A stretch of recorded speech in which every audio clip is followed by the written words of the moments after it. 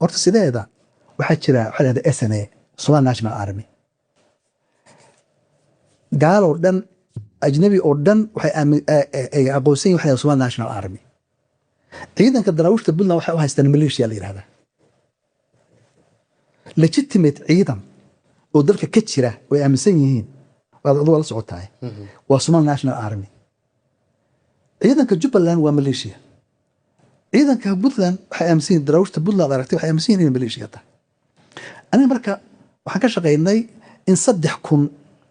oo ciidanka Puntland ma ciidan markii laga keenayo ciidanka Puntland ah in laga dhigo Somali National Army anuu qof ka shaqeeyay marka la hadlay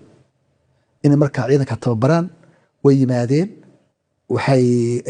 process badan la barsay ciidanka Somali National Army waxa kamid ah waxa lihi human rights training in la siiyo ciidanku inaysan xad gudub sameyn aqoonsan la tababaro way yimaadeen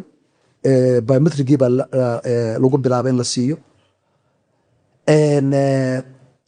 maxaa la yiraahdaa biometric lagu bilaabay waxaa noo yimid xagaa iyo niman ciidan wax ka socda xamar oo marka xagaa wuxuu ahaa wasiir dowlaha marinaya gaashaandhiga baa noo yimid xagaa waa joogaa doo warsan karta naftigiisa noo yimid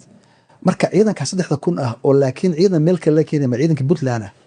inay ka mid qayb kamid ka noqdaan Somali National Army si markaas de wax kasto xuquuqa hada dil la keeno taangil la keeno ama la keeno beebe ciidankaas mudug jooga iyo lama siinayo iyo Puntland sababtoo looma aqoonsana Talyaanigu ma aqoonsana Mareykanku ma aqoonsana Ingiriisku ma aqoonsana inay yihiin Somali National Army hubka wax ka heli maysid dhaqaale wax ka heli maysid training wax ka heli maysid